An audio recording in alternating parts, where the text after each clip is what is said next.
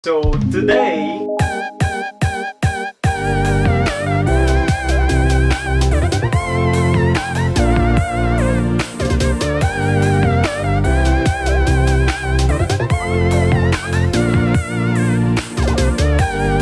magkakaroon tayo ng product review from GBL.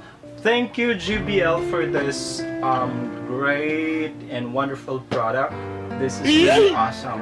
So, i-unbox natin ngayon yung product nito, kung ano yung mga features niya, kung ano yung lakas or how does it work, kung paano ito nag-work yung speaker na ito.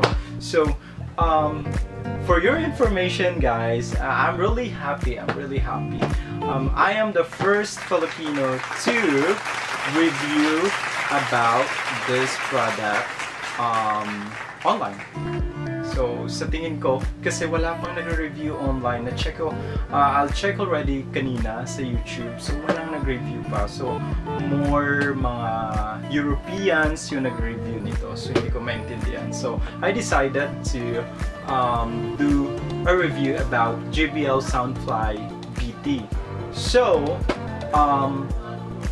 again, thank you so much GBL for this wonderful product. So, ngayon, unbox na natin yung product na ito. Yung price pala nito guys is so expensive. Worth it naman yung pera na ilalabas mo if you buy this product sa mga malalaking store. Nang makita ko kanina, natanggal na kasi, nawala. Yun yung pa naman yung pinaka-importante. Dito siya kanina nakalagay eh. Nakita ko na sa 8,000 talaga siya. So, 8,000 plus yung price niya in peso. So, ngayon unbox na natin siya. Tingnan natin kung ano yung laman. Kasi actually nakita naman natin na yung laman. So, nandyan siya. Oh. I'm so really excited. Excited na talaga ako, nagigigil ako. Yes! I-unbox na natin! Yun! Tananan! Ayun na siya! Ayun na! So, wait lang, lalagyan lang natin yung box mo. Ayan yung speaker. So, ito yung speaker. Yeah. Bluetooth speaker daw siya guys eh. Oh,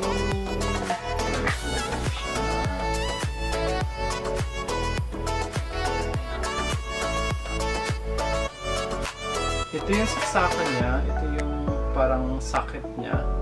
Tapos pag nakikita niyo siya dyan, no? Meron siyang pindutan dito. Ayan. So dito natin siya ilalagay. Pipindutin lang natin, pindot, tapos insert, tapos lagay, slide, tapos lock mo siya. So, dito, meron pang isa. Kung halimbawa, ito kasing design, European design siya sa US. So, this one kasi, wala naman masyado. Normally, itong design na ito para to sa mga earphone eh. Of course, paano ba ulit? Dito, so pwede mo siyang palitan kung ganito yung design ng socket ninyo. So, pindot, slide, release. So, yun, pwede pala siya dito. Pindot, insert, slide, release. Ayan. So, yun yung saksakan niya. So, pag nakikita nyo siya, no, yung design ng speaker na ito, is medyo mainit, hindi nakakasing aircon. Pag nakikita ninyo yung speaker na ito, sobrang napaka-decent naman niya. Sobrang ang ganda niya. Ayan o. Hindi ko lang alam pero ito yung nakabaras pala siya sa plastic. So hindi muna natin tanggalin sa plastic. Kasi hindi naman kailangan. So yun.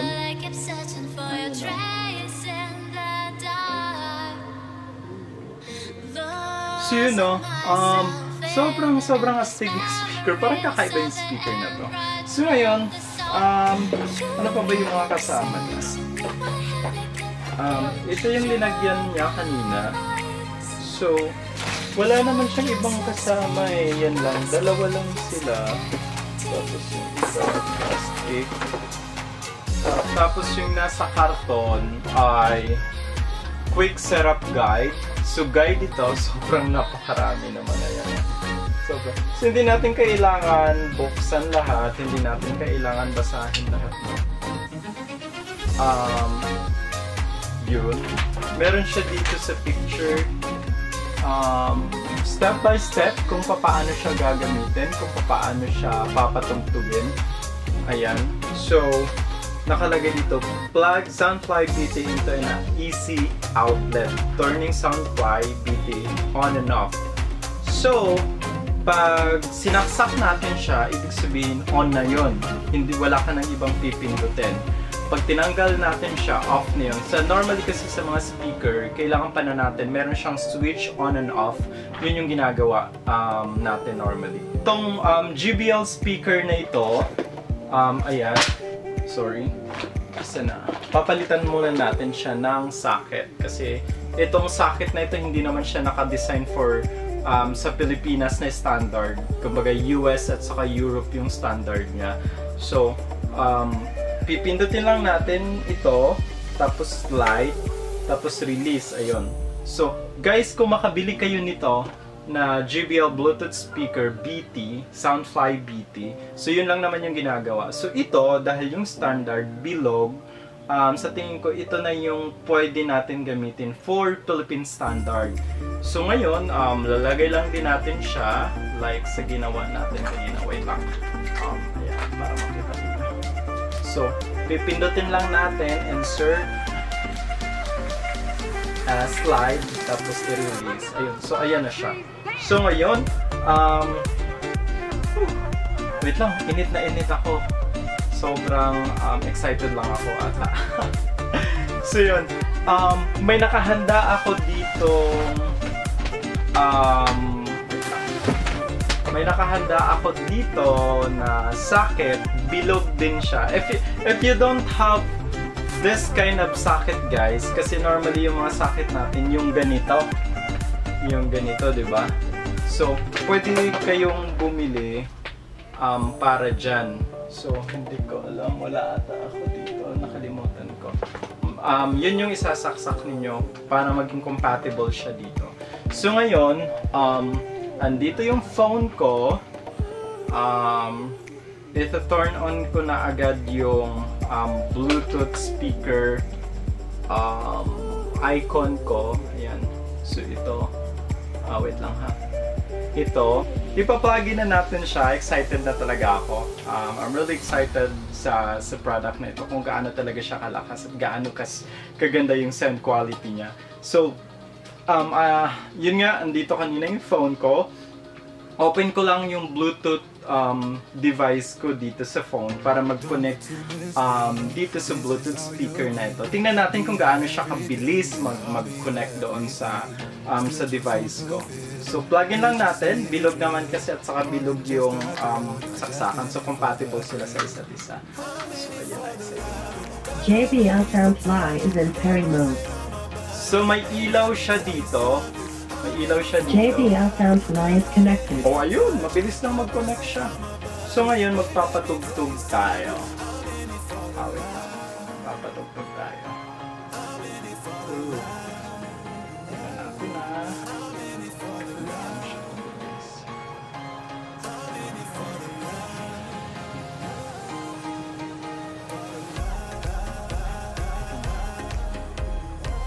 Really think I can be happy? Of course! It's inside you! It's inside of all of us! So, yun yung sound quality ng JBL Soundfly BT. So, we'll try another song.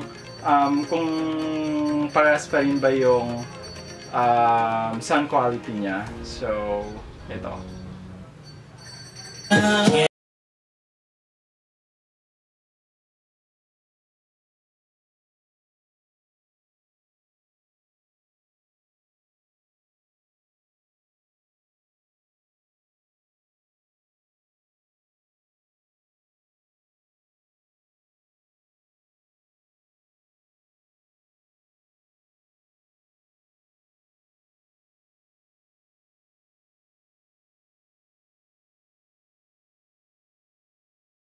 do what you do to me. It's a feeling that I won't stay. So guys, I'm really amazed with this JBL Bluetooth speaker. Sobrang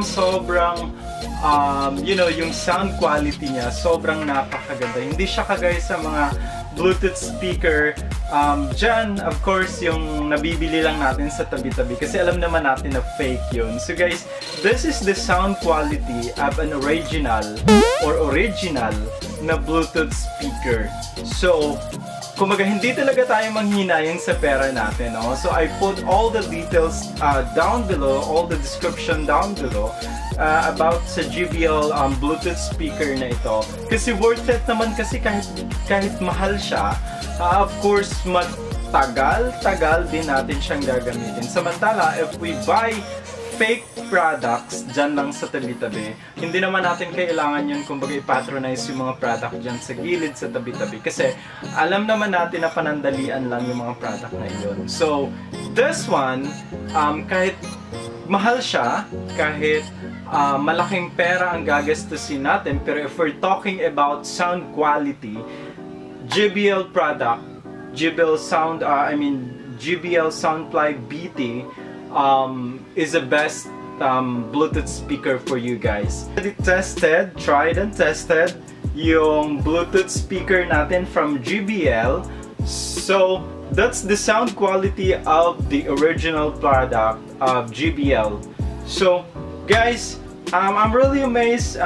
Sabi ko nga kanina, I am the first Filipino to do the review about the JBL Soundfly BT Bluetooth speaker. So if you're planning to buy a good quality Bluetooth speaker, sa tingin ko you should try JBL product. Sobrang magaganda yung sound quality nila. You can check online yung mga prices, you can check online yung mga products nila, at saka yung mga design, you can actually choose whatever you want kung ano yung available doon sa website nila.